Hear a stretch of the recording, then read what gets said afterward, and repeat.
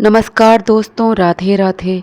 आज के इस वीडियो में मैं आपको यम का दीपक कैसे बनाना है, कब बनाना है, इसका पूजन कैसे करना है, फिर इसके बाद इसका विसर्जन कैसे करना है, पूरी जानकारी दूंगी। साथ ही साथ मैं आपको धनतेरस के दिन जब हम झाड़ू खरीद के लाते हैं तो वो किस प्रकार की होनी चाहिए, उसका पूजन कैसे करते हैं, पुरानी झाड़ू घर से किस दिन बाहर निकालें, नई झाड़ू का उपयोग किस दिन करें, पूरी जानकारी दूंगी। वीडियो में दी गई सारी जानकारियाँ बहुत ही महत्वपूर्ण हैं, तो वीडियो को शुरू से लेकर अंत तक अवश्य देखिए। धनतेरस के दिन पूजा करते समय हम 13 दीपक जलाते हैं। उनमें सबसे पहला दीपक हम यम के नाम पे जलाते हैं। यह दिया हम कोई पुराना घर में जो पड़ा होता है दिया उसको लेते हैं। आप कोई पुरानी दियाली ले सकते हैं, उसको साफ करके उसमें आप 4 बाती का दिया बना सकते हैं। आप चाहें तो उसमें 2 लंबी लंबी बाती को चारों दिशाओं की तरफ करके जला सकते हैं। हमारे यहाँ हम आटे का दीपक बनाते हैं। यहाँ देखिए मैंने बना के आपको दिखाया है। आटे की लोई लेना है, फिर उसका एक चकोर हम दिया बनाते हैं। इसके चारों कोनों में हम एक एक रुई की बाती लगा देते हैं। ये देखिए मैंने चारों तरफ लगा दिया। मैंने 4 बाती बनाई है। आप बड़ी बड़ी 2 बाती भी इसमें क्रिस क्रॉस करके रख सकते हैं। फिर हम इसमें कौड़ी रखते हैं। कौड़ी आप अवश्य रखिए, नहीं हो तो आप ले लीजिए। यदि कौड़ी ना मिल सके तो आप यहाँ पे एक सिक्का भी रख सकते हैं। अब आप पूजन स्थल पर एक सतिया बना लीजिए। इस सतिया के ऊपर आप एक लकड़ी का पीढ़ा रख लीजिए और इसके ऊपर आप हल्दी से थोड़ा सा लीप लीजिए। आपके पास गोबर हो तो आप गोबर से भी लीप सकते हैं। और इसके बाद हमें यहाँ पे आटे से एक रंगोली बनानी है, या आप साधारण सा एक सतिया बना दीजिए। अब आप एक प्लेट लीजिए, उसके ऊपर आप कोई भी अनाज रखिए, चावल, गेहूँ आदि, और वो आप अनाज इतना रखिए कि किसी का एक दिन का भोजन उससे बन सके। आप इतना अनाज उस प्लेट पे रखिए। उसके ऊपर आप ये यम का दीपक जो आपने बनाया है इसको रखिए। फिर इसको प्रज्वलित किया जाएगा। इस दिए में आप एक कौड़ी रखिए। यदि कौड़ी ना हो तो आप सिक्का भी रख सकते हैं। अब इसे सरसों के तेल से आप भर दीजिए। बहुत ज़्यादा तेल मत डालिए, उतना ही डालिए जितना कि बाती उसमें आराम से जल सके।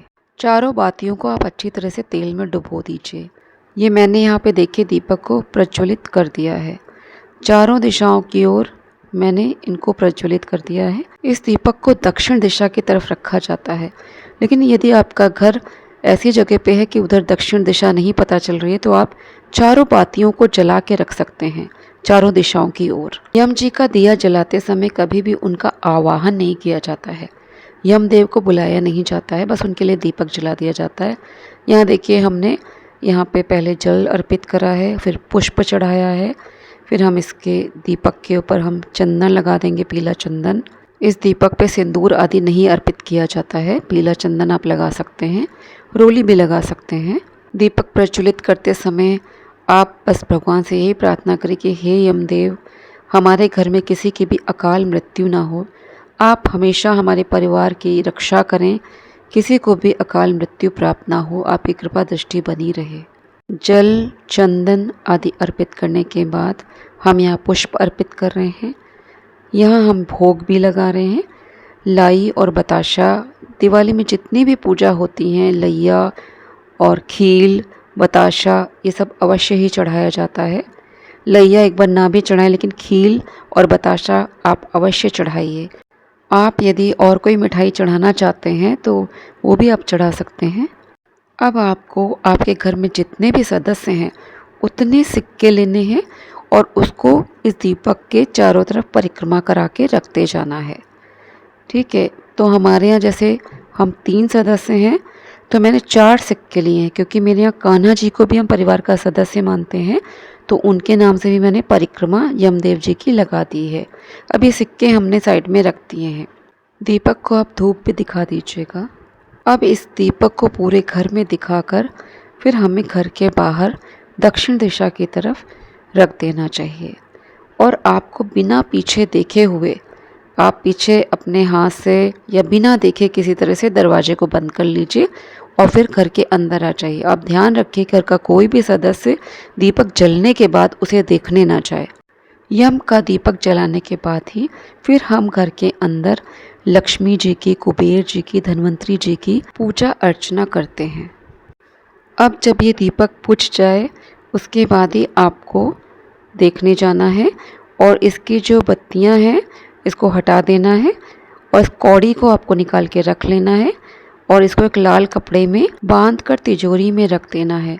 फिर अगले साल धनतेरस पर यम के दीपक में आप इसी कौड़ी को डालकर जला सकते हैं। दीपक को किसी ऐसे स्थान पर रख देना है जहाँ कोई जीव जंतु या कोई जानवर इसको आटे को खा सके। किसी के पैर के नीचे नहीं आना चाहिए, ऐसे आप इसको रखते हैं। अब इस अनाज को और जो पैसे आपने चढ़ाए थे परिक्रमा में उन सबको मिलाकर किसी को दान में दे देना है। कहीं कहीं पर यम का दीपक केवल धनतेरस के दिन जलाया जाता है और कहीं पर दिवाली के पर्व में 5 दिनों तक ये दीपक जलाया जाता है। कहते हैं कि यम का दीपक जलाने से अकाल मृत्यु का भय नहीं रहता है और यम यातनाएं भी नहीं झेलनी पड़ती हैं। यमराज जी ने स्वयं कहा था, जो व्यक्ति इस दीपक को जलाएगा तो उसे अकाल मृत्यु का भय नहीं रहेगा। तो आप लोग भी इस धनतेरस को या दिवाली के किसी भी दिन इस दीपक को अवश्य जलाइए। दोस्तों, अब मैं आपको बताने जा रही हूँ कि धनतेरस के दिन जब हम झाड़ू को लेके आते हैं तो उसको इस्तेमाल कैसे करना है, उसकी पूजा अर्चना कैसे करनी है, झाड़ू को रखना कहाँ पे है, कैसे रखना है और आपको किस तरह की झाड़ू खरीदनी है। धनतेरस के दिन दोस्तों झाड़ू खरीदना बहुत ही शुभ माना जाता है। आप कुछ खरीदें ना खरीदें लेकिन झाड़ू आप अवश्य खरीदें। झाड़ू खरीदते समय आप कुछ बातों का ध्यान रखें। पहली बात तो ये है कि जब आप झाड़ू खरीदें तो देखें कि झाड़ू की सीकें बिल्कुल अच्छी हों, मुरझाई हुई सी झाड़ू ना हो और आप सीक वाली झाड़ू लें। या आप जो दूसरी झाड़ू मैंने यहाँ पे रखी हुई है जिसको फूल झाड़ू कहते हैं, आप ये भी ले सकते हैं। एक जो आपका जिसको कूचा कहते हैं उसे भी आप ले सकते हैं, जो जूट की झाड़ू होती है।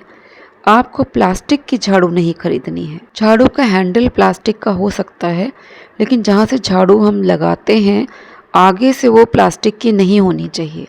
वो आपकी जैसे सीक की झाड़ू या फूल झाड़ू या जूट की जो मैंने झाड़ू बताई आप वो ले सकते हैं। अब जब आप झाड़ू खरीदते हैं तो आप उसकी कंडीशन देखिए, बहुत अच्छी होनी चाहिए। झाड़ू बहुत पतली सी ना हो, बहुत ही घनी हो तो ज़्यादा अच्छा होता है। बहुत घनी झाड़ू न मिल पाए तो आप एक ऐसी झाड़ू खरीदें जो देखने में सही कंडीशन में हो, बहुत मुरझाई हुई सी ना हो। झाड़ू लक्ष्मी जी का रूप है, इसलिए आप जब भी इसको खरीद के लाएं तो आप ध्यान दें कि इसे खरीद के लाते समय कोई देखे ना। अब जब आप झाड़ू खरीद के ले आते हैं तो इसकी पूजा कैसे की जाती है मैं आपको बता रही हूँ। इसकी पूजा करने के लिए आपको यहाँ कोई चौकी नहीं रखनी होती है। ज़मीन पे ही आप स्वच्छ वस्त्र को बिछा दीजिए, उसके ऊपर झाड़ू को रखिए। यहाँ मैंने एक झाड़ू रख के दिखाई है, उसी का पूजन करके बताऊंगी। झाड़ू पूजन करते समय हमें निम्न सामग्रियों की आवश्यकता पड़ती है। यहाँ मैंने थाली में उन सामग्रियों को रखा हुआ है। पहले तो मैंने यहाँ पे दीपक बना के रखा हुआ है। झाड़ू की हमें पूजा अर्चना करते समय दीपक जलाना होता है, आरती उतारनी होती है। ये जल का लोटा है, कुशा भी मैंने रखा हुआ है। यहाँ पे अक्षत है, ये हल्दी है, गंगा जल भी मैंने यहाँ पे रखा है। हल्दी में थोड़ा सा गंगा जल डालकर हम उसे गीला कर लेंगे, तब झाड़ू में लगाएंगे। मैंने यहाँ पर कलावा भी रखा है। झाड़ू पे कलावा बांध के रखना चाहिए। कहते हैं बिना कलावा बांधे अगर आप ऐसी झाड़ू रखते हैं तो घर में कलह होती है। इसके अलावा पूजा की थाली में मैंने रोली रखा है। रोली भी मैंने गीला करके ही रखा है, सूखी रोली हम नहीं लगाते हैं पूजा में। यहाँ मैंने धूप रखा हुआ है। मेरे पास कुछ पुष्प हैं तो इनको भी रख लिया है। यदि आपके घर में पुष्प ना हो तो प्लीज़ आप उसको स्किप कर सकते हैं। भोग के लिए यहाँ पे मैंने खीर लिया है, बताशा लिया है, क्योंकि दिवाली का समय है तो इसी का भोग लगाना उत्तम होगा। अब हम पूजन शुरू करते हैं। यहाँ मैंने एक फूल झाड़ू ली है, इसी की पूजा करके दिखा रही हूँ। इसको माता लक्ष्मी का स्वरूप मानकर मन में उन्हीं का ध्यान करें। फिर जो इसके ऊपर एक कवर था उसको आप हटाइए। यहाँ एक दीपक प्रज्वलित करके रखिए, फिर जल चढ़ाइए। अब इस पर आप एक मौली बांधिए।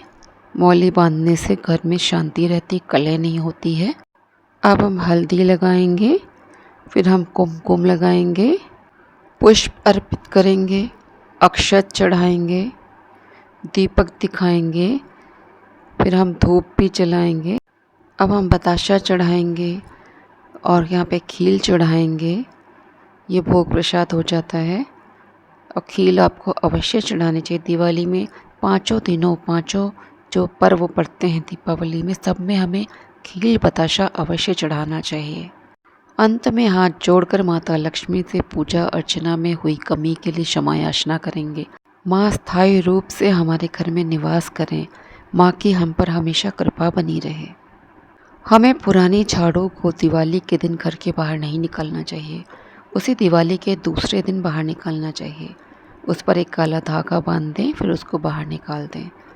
लक्ष्मी जी के दिनों में जैसे गुरुवार, शुक्रवार, एकादशी आदि पर हमें कभी भी झाड़ू घर से बाहर नहीं निकालनी चाहिए। रात्रि में कभी भी झाड़ू नहीं लगानी चाहिए। झाड़ू ऐसे स्थान में ना रखें जहाँ वह गीली हो जाती हो। झाड़ू को सबकी नज़र से छुपा कर रखना चाहिए। कभी भी झाड़ू के ऊपर पैर नहीं रखना चाहिए। नई झाड़ू लाकर उसे इधर उधर नहीं फेंक देना चाहिए। बहुत ही संभाल कर उसको रखना चाहिए। कभी भी किचन में झाड़ू नहीं रखनी चाहिए। कभी भी बेडरूम में झाड़ू नहीं रखनी चाहिए। आप यथास्थान पर रखें और सबकी नज़र से छुपा कर रखें। झाड़ू कभी भी रात्रि में खरीद कर ना लाएं। धनतेरस पर भी आप झाड़ू दिन में लेके आएं और झाड़ू की पूजा भी आप दिन में ही करें, रात्रि में न करें। यदि धनतेरस के दिन आप झाड़ू की पूजा नहीं कर पा रहे हैं तो आप दिवाली वाले दिन भी झाड़ू की पूजा कर सकते हैं। झाड़ू आप शनिवार या अमावस्या के दिन लाएं। इस दिन आप धनिया भी अवश्य खरीद के लाएं। तो दोस्तों, आज का वीडियो मैं यहीं पे समाप्त करती हूँ। वीडियो यदि उपयोगी लगा हो तो वीडियो को लाइक करें, शेयर करें। चैनल पर पहली बार आए हों तो चैनल को सब्सक्राइब ज़रूर करें। जय श्री कृष्णा, जय श्री राधे। आप सभी को धनतेरस की बहुत बहुत शुभकामनाएं।